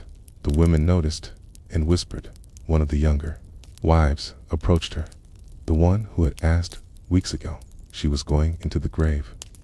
Runa looked at her gently. "I stitched the cloak," she said. "I honored him." "Then why do you still walk?" Runa paused. "Because I stitched him into the earth, not myself." Girl didn't reply, but that night, Ski asked Runa for a new hem on her cloak. The request was simple, but the message was not. She wanted something stitched by hands that knew how to say no. Over the next season, more women came. They brought wool and flax and bits of worn thread, not just for mending, but for meaning.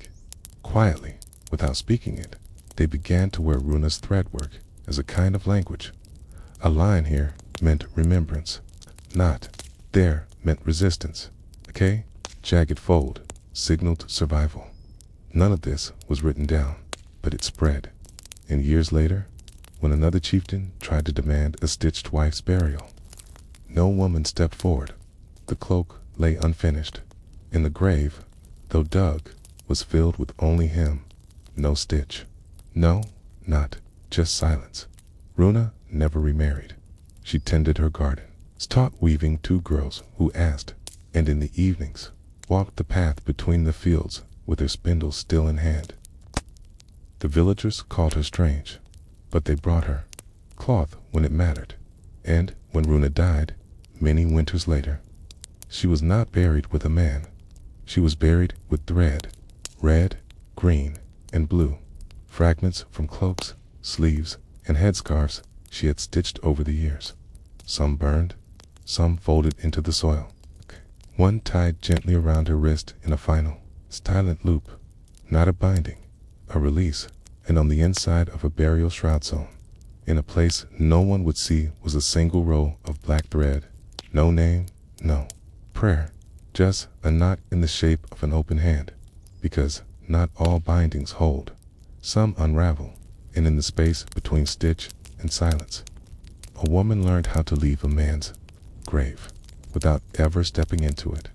Asterisk. The boy was 5, old enough to walk to the shore alone, old enough to fetch firewood, old enough to know, without being told, when to be quiet. And today, that silence was expected.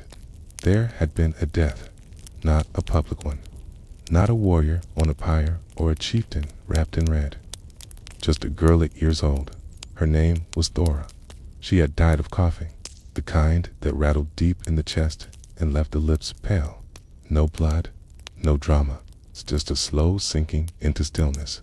And now the boy called Eirik, son of Jody, stood near the doorway of the longhouse, waiting. He held a coin in his hand. It was small, dull, coppery, not real silver, not worth much in trade, but it was shaped by purpose, and that purpose had been explained to him in 6 words. You'll need this when it's time. He didn't know exactly what that meant, but he'd seen other children with similar coins. Some wore them on string around their necks. Some hid them under the floorboards. A few swallowed them when frightened, only to pass them days later, scrubbed, and returned to the pouch. The tradition was simple. When someone died, they needed passage, not in the literal sense, not a boat, not a path, but a fare, a toll for the unseen, a coin placed under the tongue, between the teeth, or slipped into the folds of their hand. It was said that without it, the soul might get lost, or worse, linger, and children were not exempt. If anything, they were taught younger than anyone else, because in Viking lands, childhood was fragile. Death came early. Illness, hunger, exposure, even simple missteps in the forest. No child was assumed safe. No child was assumed permanent. And so the training began young, not just in chores or stories, but in dying. Eirik had been told by his uncle to carry the coin at all times. When the time comes, he'd said, you won't have time to look. Eirik hadn't asked what time meant. He just nodded, and now, standing near Thora's door, he clutched the coin tightly in his fist, unsure if he was supposed to give it, show it, or hide it. Inside, Thora's mother wept softly. A few women sat nearby, grinding herbs, tying bundles of yarrow and elderflower. The series had not yet arrived, too, but the preparation had begun. Thora's body lay wrapped in wool. Her mouth had already been cleaned, her limbs tied loosely with linen so they would not stiffen into awkward angles. The coin for her passage had not yet been chosen. Eirik looked down at the one in his hand. It was warm from his skin, not valuable, not shiny, but his. He stepped forward. No. One stopped him. He walked to the edge of the bed and placed the coin beside her cheek. Not in her mouth, that would come later, but close enough for someone to find. No one said thank you, but one of the women touched his shoulder gently. That was enough. He left the house quietly that night. His mother asked him where his coin had gone. I gave it to her, he said. His mother paused, and then gave him another, thinner, older, etched with a rune he did not understand. She gave one to you once, she said. When you were born. Eirik took it, turning it over in his fingers. What does it mean? His mother hesitated. Then, it means if you go before me, you won't be alone. He tucked it into his tunic, and in that moment, he understood something he had never been told. Coin was not just payment for the dead. It was a message to the living, a promise that someone had thought, that someone had prepared for the silence. But what happened to the children who died without a coin? And what happened to those too young to even understand what a coin was? Asterisk, they didn't all have coins. That's the truth the sagas don't tell. Some children died before anyone had time to fetch one infant's lost to fever, before they'd been properly named. Toddlers taken by rivers, or by sudden winter coughs that arrived in the night and stayed until the breath stopped. For them, there were no rituals, just cloth, and earth, and hope. But hope didn't always satisfy the village elders. There were rules, and written, half remembered, carried more by instinct than law. One of those rules was simple. No soul should leave this world unprepared. Which is why women, like Yrsa, existed. Yrsa was not a priestess, not quite a seeress. She was older than most remembered. Her fingers were always stained from root dyes and ash. She lived alone at the edge of the tree line and came into the village only when called. But when a child died without a coin, it was her name they spoke. She carried no pouch of silver, no purse of copper, only a single carved stone oval, smooth, not currency, but something far older. She called it a promise stone, and she placed it under the tongues of the forgotten, the babies, the orphans, the ones born in winter huts with no fathers, or the ones whose mothers bled too long to pass on anything except silence. The stone, Yrsa said, carried more than value. It carried recognition that this child had been seen. Not long, perhaps not enough for a name, but enough to be noticed. And the spirits, she said, honored that more than gold. But not everyone believed her. One spring, Chieftain's daughter lost her infant to the coughing sickness. She demanded a silver coin from a distant trade pouch be buried with the child imported. Foreign, heavy, it must be worth something, she said. YRSA was called, but dismissed. The baby was buried with silver. That night, the village dogs howled until morning the next day. A frost came late and burned the crops. Some said it was coincidence. Others whispered that the coin had been too loud, too proud, that the child had gone to the next world carrying something too rich, too sharp, too unfamiliar. Coins, after all, weren't just for payment. They were messages, asterisk. And children needed messages they could carry. That's why some families began carving wooden tokens instead, chet with runes, small enough to be placed in a child's hand or slipped beneath their tongue. One father, whose son had drowned during an early spring thaw, carved a symbol that meant safe crossing. Another mother braided her own hair into a circle, dried it, and tied it with linen and, offering to ensure her daughter would be watched. Not all of these rituals were remembered. Most faded after a generation, but the idea remained that every child needed something, not to pay their way, but to prove they were expected, that someone would meet them on the other side. In one village, Q children were told stories before sleep, not of gods or giants, but of a woman in a blue cloak who stood at the edge of the world, holding a bowl filled with coins and stones and bits of carved wood. She gives you one if no one else does, they'd whisper, and if you already have one, she smiles and sends you on. It was a soft myth, one told in calm voices when the fire grew low, but for many children, it was their first introduction to death, not as something to fear, but something to prepare for, to understand, to soften. EIRIK. The boy with the coin once asked his mother if the blue-cloaked woman was real. She said nothing, just handed him a second coin. Keep this one hidden, she said. Why? Case someone else needs it more. That night, he tied it to a bit of string and wore it under his tunic. It clinked softly when he walked up, sound only he could hear, a sound that said, "You are not forgotten. you are not alone. But still, there were places where no coins were used, villages where death came too fast or too often, and what became of those children? What did the afterlife look like for the empty-handed? Asterisk. No one wrote about them.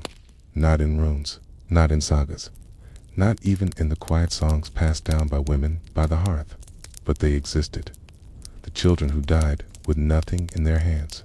No coins, no carvings, no tokens stitched into their garments. It's the ones whose names were spoken only once at Åland, then swept away with the straw that lined the floor in the coastal village of Vikstrand.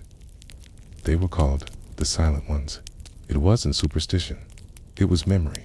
Each family had lost at least one, and in a place where winters came early and hunger stayed late. There wasn't always time to prepare. The healer, there an old man named Sten once, tried to keep a ledger.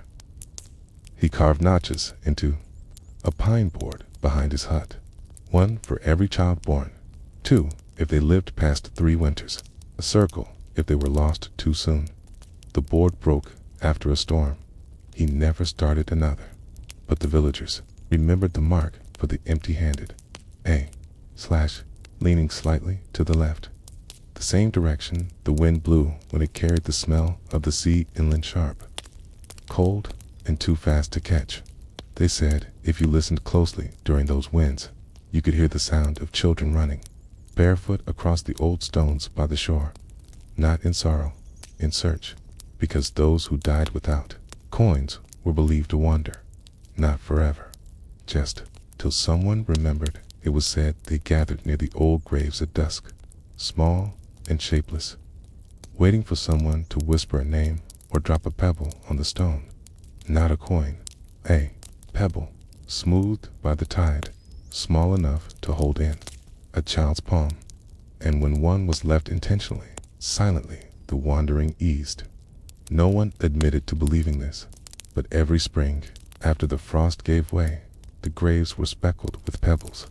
Round ones, flat ones, a few etched with clumsy lines that might have been runes, or just marks made by nervous fingers. Some were placed by parents, some by strangers, and some, they said, by children who had been given coins, who came back in dream or spirit to offer one to a sibling, a neighbor, a friend who hadn't been as lucky. In this way, the lesson of the coin spread, not as currency, but as gesture, a small thing, carried not just in death, but in life, in time. Some households began giving every child a pouch the day they turned 3 inside it. 1 coin, 1 stone, 1 thread. The coin was for the crossing. The stone was for someone else. The thread was to remember who tied it. Eirik. Nell, nearly 10, still carried his. He no longer asked what it meant. He just knew. And when another child died, this time a girl named Inga, gone before her 3rd winter, he walked to the burial field with his mother and waited until the adults looked away. Then he reached into his pouch and placed the stone, not the coin, at the edge of her grave. No one noticed, but that night he dreamed of a boat, small, drifting, and in it, a girl holding a pebble. She smiled, didn't speak, just touched the place beneath her tongue where a coin might have gone, and then disappeared into the mist. Eirik awoke in the dark and sat up, clutching the pouch around his neck. He didn't tell anyone. He just tightened the thread a little more, because in a world where children died often and names were easy to lose, coin wasn't just for the journey. It was proof someone had prepared. And sometimes that was the only comfort the living got, that they had placed something into the silence, even if it wasn't enough, even if it would never be remembered.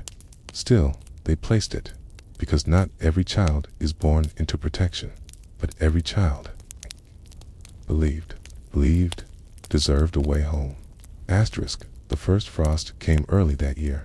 The second came harder. By the time the rivers froze and the snow reached the beams of the longhouses, The village of Jervik had already buried 7 people. 3 were elderly, 2 were children. The last 2 were men who had gone ice fishing too far out on the fjord, fallen through. And every grave had been dug by one man. His name was Halli. He was not from the village.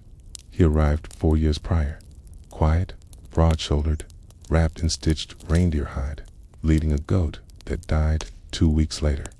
He didn't ask for land, didn't ask for marriage, didn't speak unless spoken to. But when someone died that first winter after his arrival, no one else could break the frozen ground. Halli picked up the spade and walked to the field alone. He returned at dusk, silent. The body was lowered the next morning. From then on, became expected. When someone died, old Gudrun, who slipped on the ice, a little heckler whose cough never went away, Einar, who fell from the timber roof while mending it, was Halli, who dug. The work wasn't honored. No one toasted him during the funeral feasts. No one placed gifts outside his hut. But when a grave was needed, everyone looked at him, and he never said no, no matter how cold. No matter how deep the snow or how frozen the earth, he would rise before dawn, tie thick leather around his boots, and walk to the burial field with a spade in one hand and a pick in the other. It wasn't skill that made him good at it. It was patience. Halli knew how to wait, to let the iron warm over a fire before breaking the ice crust, to chip the top layer of soil with the side of the blade, not the tip, to pause when the wind burned too hard and press his face to the crook of his elbow until feeling returned. He once told a child who followed him into the field, digging the grave is not the hard part. It's deciding when to stop. The boy had nodded, not understanding, but later he would, because Halli never asked who the grave was for. He never asked how they died, but he always asked how tall they were. Not for the wood, not for the coffin, for the depth. He believed the dead needed air, even underground. He made the graves wider than others did, softer, too, lined with dried straw when he had it. Some said it was because he had once buried someone too small. Others said it was because he was a foreigner and didn't understand the proper customs. But no one corrected him, because no one else wanted to do the work. And in truth, no one else could buy the third winter. Halli had buried nearly 20, and still, no one knew where he came from. He had no kin, no scars that told a story, no keepsakes, just a worn wool pouch he kept tied round his waist at all times. Some believed it held tokens from the dead. Others whispered it carried the names of those he couldn't save. But no one asked. They only watched him from their doorways as he passed, steam rising from his mouth in the morning frost, his boots black with mud that never fully dried. And when he disappeared for a day or two after each burial, no one came looking. They simply waited. And when he returned, walking slow, eyes a little heavier, hands cracked open at the knuckles, someone would quietly nod in thanks. That was all, until the winter when too many died, and Halli dug too many graves, and something in the ground began to resist. It was the coldest winter in 30 years. The wind cut from the north without pause. Trees groaned under the weight of snow that never softened. Water froze inside the houses. Bread turned to stone within hours, and the death tally kept climbing. The village of Jervik buried 3 in 1 week, then 2 more the next, and Halli kept digging. His spade, blunted and resharpened dozens of times now, had a bend in its neck. He worked in silence, refused help, refused even warmth. The villagers offered him gloves, new boots, even ale. Took none of it. Some said he was ashamed. Others said he believed the cold was part of the task. But by mid-January, something shifted. Ground stopped giving way. Even after hours of chipping and burning brush to soften the crust, Halli struck stone. Not literal stone. He would have known how to dig around that. This was something different. The soil snapped back. The frost spread. Inwards, the pit he opened for the old washerwoman refroze overnight, something no one had seen before. When he arrived the next morning, he simply stared at it, then turned and began again. Beside it, he did not speak, but the villagers noticed his hands had begun to tremble, not from cold, from strain. The earth, it seemed, was beginning to push back. One night, after a burial, a boy named Leif followed him. He was 12, quiet, a little strange. He watched Hallie from the edge of the burial field, crouched in the snow, his breath fogging in the moonlight. Hallie didn't stop him. When the body was lowered, a woman named Merritt lost a lung fever. Hallie said something Leif couldn't hear. Then he turned to go, but Leif called out, "Why do you make the graves so soft?" Hallie stopped. He didn't look back, but after a long pause, he said, "Because no one should wake up cold." Leif didn't ask what that meant. He didn't need to. That same night, Hallie didn't return to the longhouse where he slept, nor the next night, or the one after. When someone finally went to his shed, they found his tools oiled, sharpened, arranged neatly along the wall. But Hallie was gone. No tracks, no note, only the pouch he always carried, tied to the doorknob. Inside it, stones, small ones, each carved with a mark. Some looked like numbers, others like runes. A few were simply scratched with deep lines, gouged by nail or knife. No names, no coins, just witness. That was what Hallie had been doing. Not just digging graves, but recording them, not in words, but in weight. Each stone a person, each notch a final breath. The villagers didn't know what to do. They buried one more, that weakened infant born too soon. And when they reached for the spade, no one moved until Leif, the quiet boy, stepped forward. He picked up the tools, walked to the field, and began to dig. Not fast, not well, but carefully, patiently. He lined the pit with straw, placed a smooth stone at the base, and returned at dusk. No one called him the new grave-digger. No one said anything at all, but 2 days later, another child followed him, then another, and, by spring, 3 boys and 2 girls knew how to measure depth without sight, how to feel for frost with the back of the hand, how to speak a loud not to the living, to the pit, before placing the first shovelful. They said Hallie had walked into the forest and never returned, that he'd found a warmer grave to sleep in. But Leif believed differently. He believed Hallie had finally dug the one grave that was meant for him and stepped into it when no one was looking.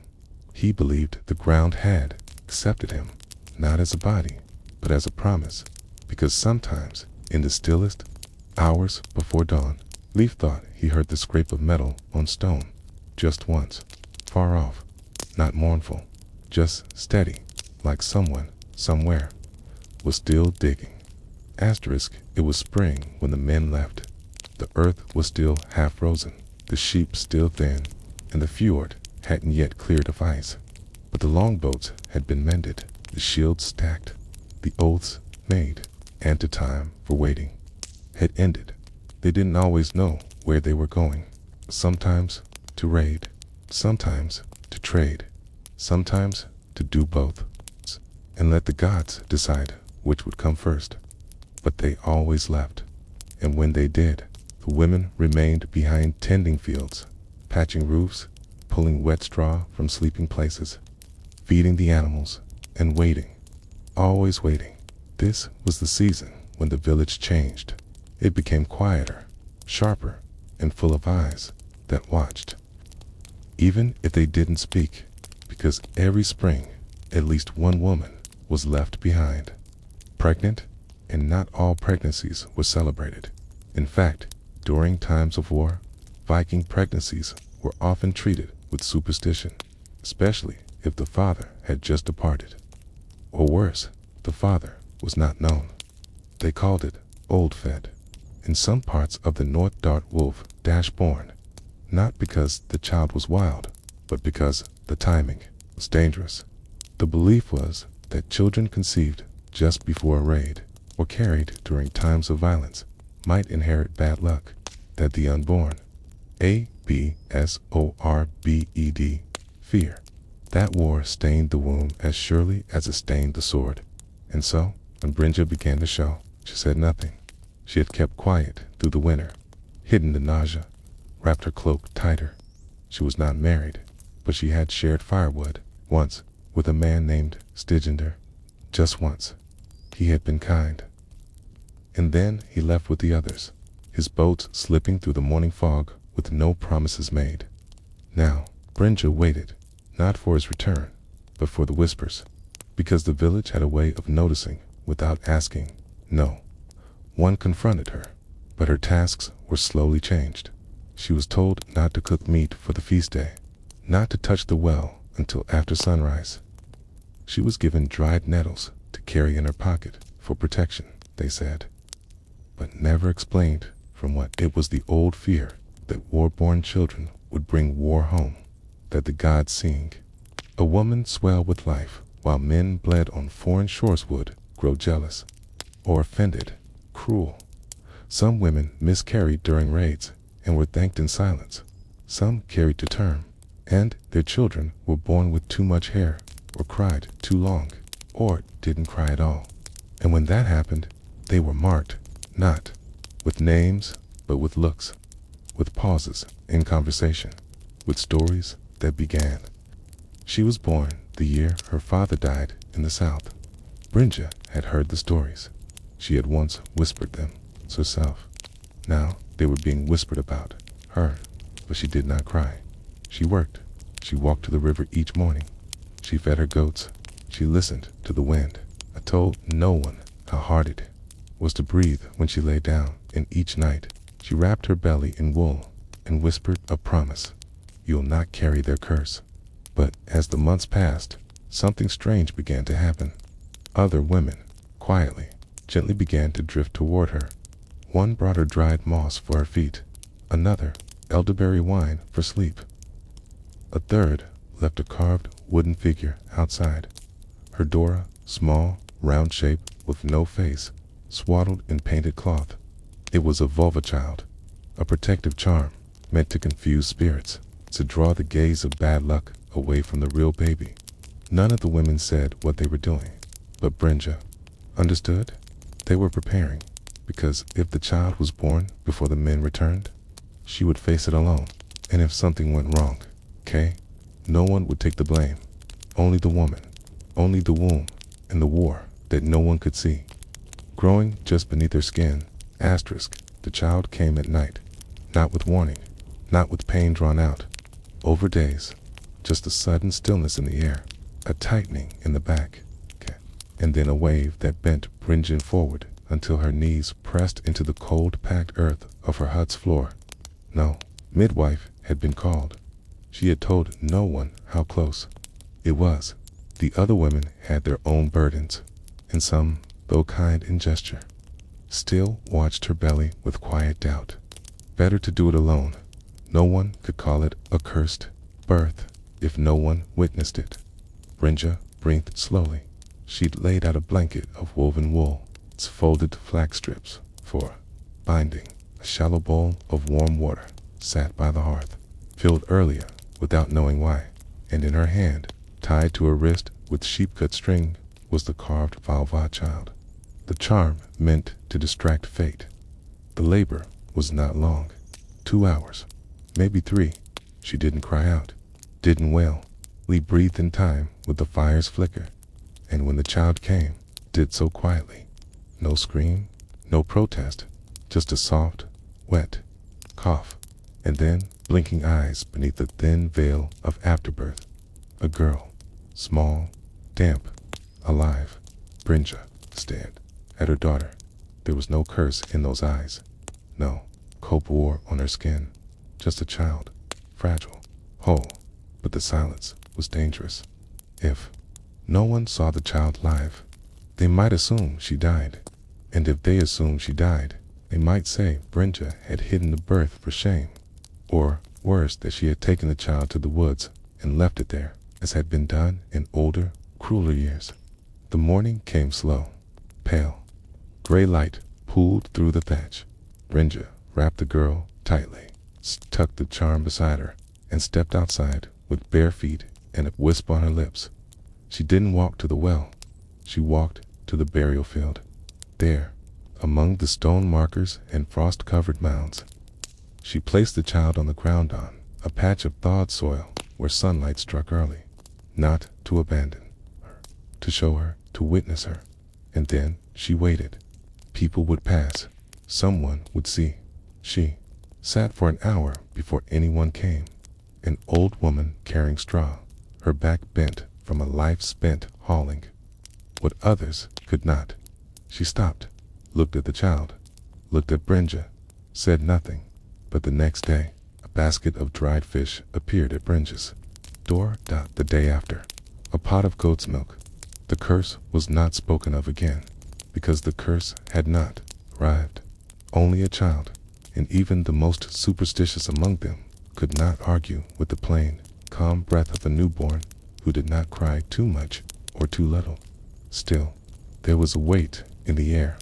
The men had not returned, and each time a bird passed overhead, or the wind shifted suddenly from the west, some villagers looked toward the fjord with tight jaws, because children born during war were still seen as omens, and omens, even quiet ones, could draw things in, things no one could explain.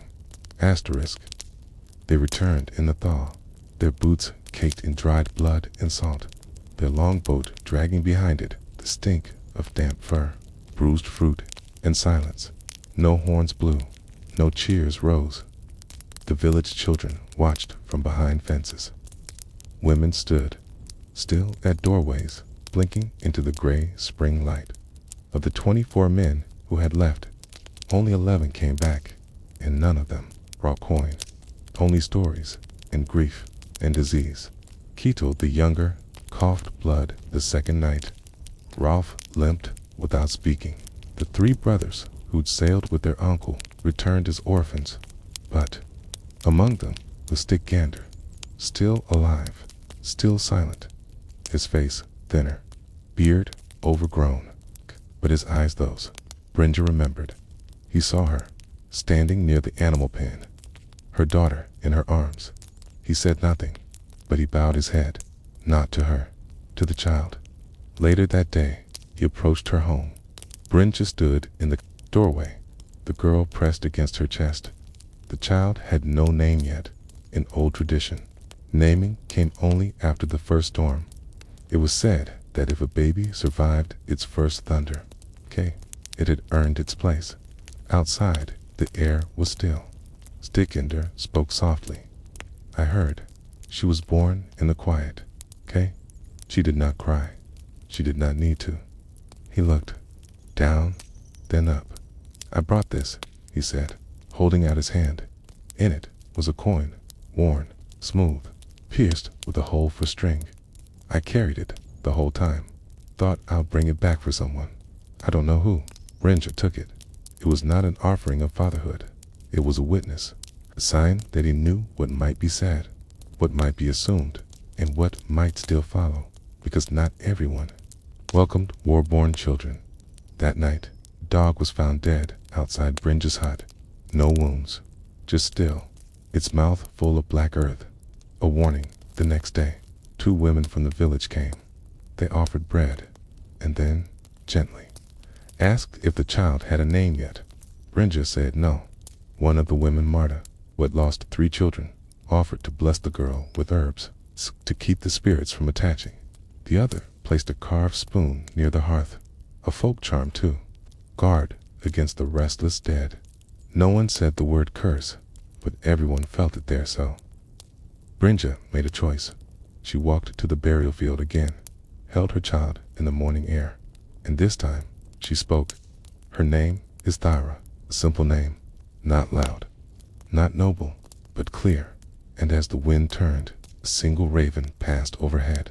It did not call, just glided and disappeared beyond the trees. From that day, no more warnings appeared, No more whispers were heard. Thyra grew quiet, watchful, strong. She learned to carve her own spoon by age 4. Learned to sit still when the wind spoke through the beams. Learned to ask questions slowly. And one evening, when a storm rolled in from the west, lightning, thunder, hard rain, she did not cry. She stood at the doorway beside her mother and waited. When the thunder passed, Brynja spoke. "You're named now?" Thyra nodded. "What does it mean?" she asked. Brynja didn't answer right away. "Then it means you came in silence and stayed." In time, other children were born during wartime. Some were feared, some forgotten, but Thyra was remembered because she had broken the fear, not with force, but with breath. Because sometimes a child, born under the shadow of swords, can grow without holding one. And sometimes, curse is just a name, waiting to be rewritten. Asterisk.